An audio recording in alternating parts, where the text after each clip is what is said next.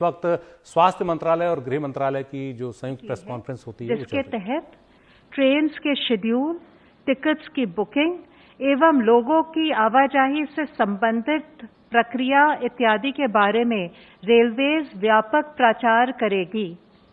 Confirmed e ticket होने पर ही passenger railway station में एंट्री प्राप्त कर सकता है। इस कंफर्म्ड ई टिकट के आधार पर वह स्टेशन तक आ सकता है। उसे अलग से कर्फ्यू पास वगैरह लेने की जरूरत नहीं। स्टेशन पर पैसेंजर्स की स्क्रीनिंग होगी और केवल एसिम्प्टोमेटिक पैसेंजर्स को ही ट्रेन पर बोर्ड करने की अनुमति दी जाएगी।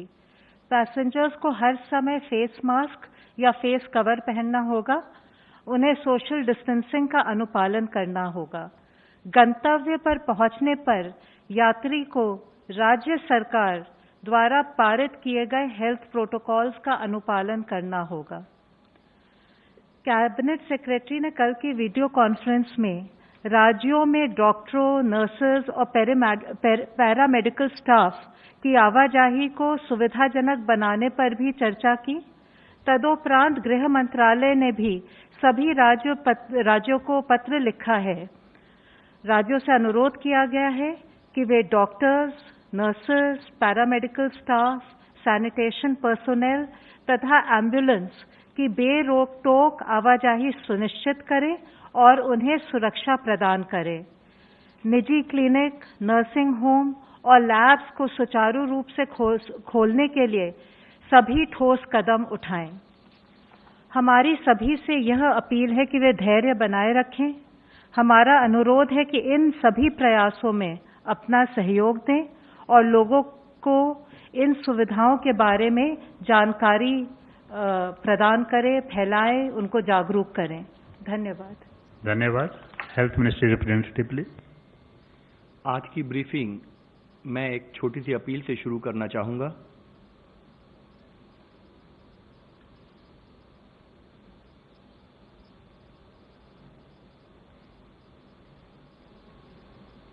चलिए फिर से बच्चे बन जाते हैं। बच्चों और बचपन से हमें बहुत कुछ सीखना है। याद है जब बचपन में हमें खांसी बुखार हो जाता था, बदन दुखता था तो हम रोते हुए माँ के पास जाते थे और उन्हें अपनी तकलीफ बताते थे। माँ कुछ घर की दवाई जैसे काढ़ा हो, हल्दी हो, उससे आराम देती थी। हमें जरूरत पड़ने पर डॉक्टर के पास ले जाती थी और कुछ दिनों बाद हम खेलने कूदने लग जाते थे। आज कोरोना की इस लड़ाई में हमें फिर से यही करना है। अपनी तकलीफ को अपनों को बताना है, राहत पाना है, इलाज कराना है, खेलना कूदना है, जीतना है। इसी में सबकी भलाई है। देखिए, बीमारी कोई कलंक नहीं होता है। परिवार तो आपका भला ही चाहता है ना। तो चलिए फिर से बच्चे बन जाते हैं। अपनी तकलीफ अपनों को बताते हैं। कोरोना से हमें लड़ना है, डरना नहीं है। आज जब हम कोविड-19 जैसी कम्युनिकेबल डिजीज से लड़ रहे हैं, तब कम्युनिटी से हमें हर तरह के सपोर्ट की सख्त जरूरत है और इसमें सबसे अहम है हेल्थ सीकिंग बिहेवियर। हम सबको मिलकर ये प्रयास करना है कि जिस भी किसी को कोविड-19 के सिम्टम्स डेवलप हों, वह उसे छुपाए नहीं बल्कि सामने आकर उससे संबंधित इलाज ले। अगर हम ऐसा नहीं करते हैं तो हम तो बीमार होंगे ही बल्कि अपने परिवार को भी बीमार कर सकते हैं। हर पेशेंट को अपने को बचाने के साथ साथ अपनी फैमिली को बचाने के लिए सरकार द्वारा प्रोवाइड की गई हेल्थ सुविधाओं को अपनाते हुए इस लड़ाई में अपना योगदान देना होगा। देश में अब तक 20,917 लोग कोविड-19 से क्योर हो चुके हैं और 44,029 केसेस एक्टिव मेडिकल सुपरविजन में हैं। पिछले 24 घंटे में अगर हम देखें तो पाते हैं कि टोटल केसेस में 4,213 केसेस का इंक्रीज नोट किया गया है, पर साथ में ही 1,559 पेशेंट्स क्योर भी हुए हैं।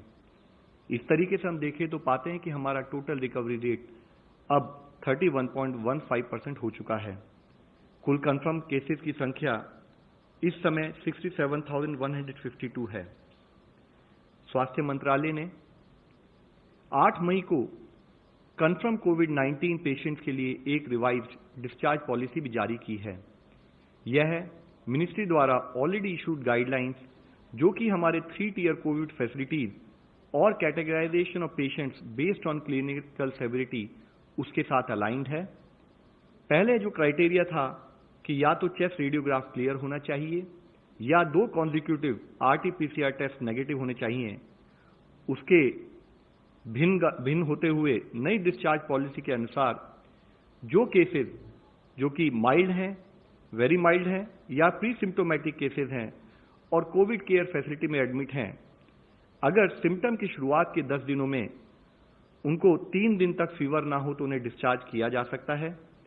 ऐसे समय में डिस्चार्ज से पहले टेस्टिंग करने की आवश्यकता नहीं है, लेकिन डिस्चार्ज के बाद भी 7 दिनों के लिए उन्हें होम आइसोलेशन का पालन करना पड़ेगा।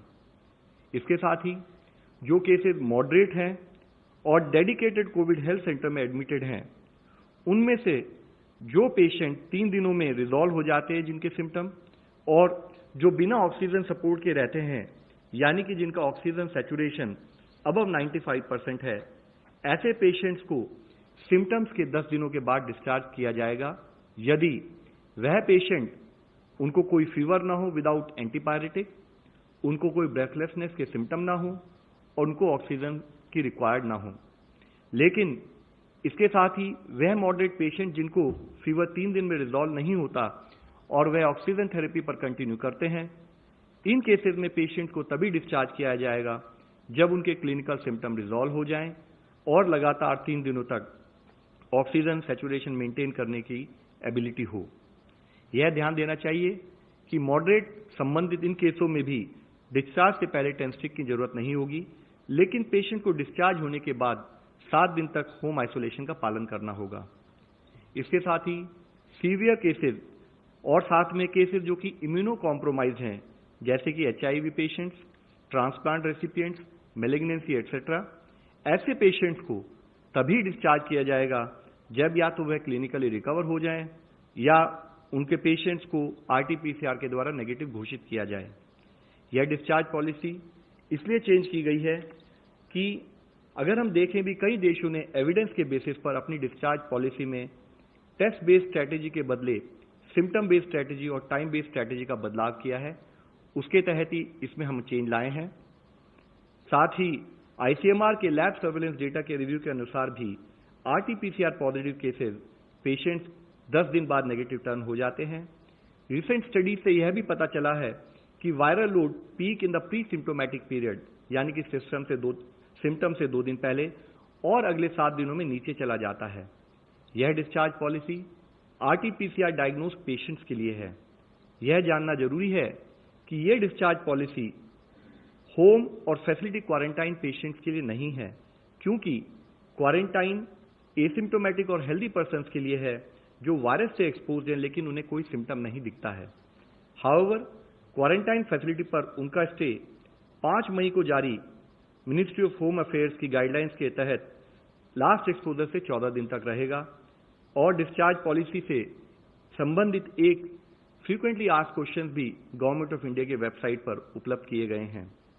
इसी संदर्भ में मिनिस्ट्री ऑफ हेल्थ ने home isolation of very mild और प्री सिम्टोमेटिक कोविड-19 केसेस के लिए भी एक रिवाइज गाइडलाइन जारी की है, जिसके अनुसार वेरी माइल्ड और प्री सिम्टोमेटिक कोविड-19 केसेस के लिए होम आइसोलेशन पीरियड समाप्त होने के बाद टेस्टिंग की कोई आवश्यकता नहीं है। However, I would still like to reiterate a few points that those patients who are undergoing home isolation should strictly adhere to. उनको एक सेल्फ डिक्लेरेशन फॉर्म साइन करना होगा, हमेशा ट्रिपल लेयर्ड मास्क पहनना होगा, एक आइडेंटिफाइड रूम में isolation maintain करना होगा, वह जो एल्डरली हैं या जो कोमॉर्बिड कंडीशंस वाले पेशेंट्स हैं या और फैमिली मेंबर हैं उनसे दूर रहें, हेल्थ हाइजीन मेंटेन करें और अपनी सेल्फ मॉनिटरिंग करें। अगर कोई भी हेल्थ सिचुएशन डिटेरियोरेट होती हो तो वह संबंधित मेडिकल अधिकारी को सूचित भी करें। माननीय स्वास्थ्य मंत्री जी ने north eastern states Arunachal Pradesh, Assam, Manipur, Meghalaya, Mizoram, Nagaland, Tripura और सिक्किम के साथ ये स्वास्थ्य मंत्रालय के संयुक्त सचिव लव अग्रवाल जानकारी दे रहे थे कि इस समय राज्यों को क्या स्थिति है migrant और laborers, किस ओर students बढ़ रहे हैं हम और लॉकडाउन विदेश के से दौरान लौटने कोरोना वालों के लिए संकट में Ministry कितना of Health सुधार आया है और क्या External Affairs चुनौतियां द्वारा हैं सरकार के जो सामने। प्रोटोकॉल बताया गया है उसके तहत स्क्रीनिंग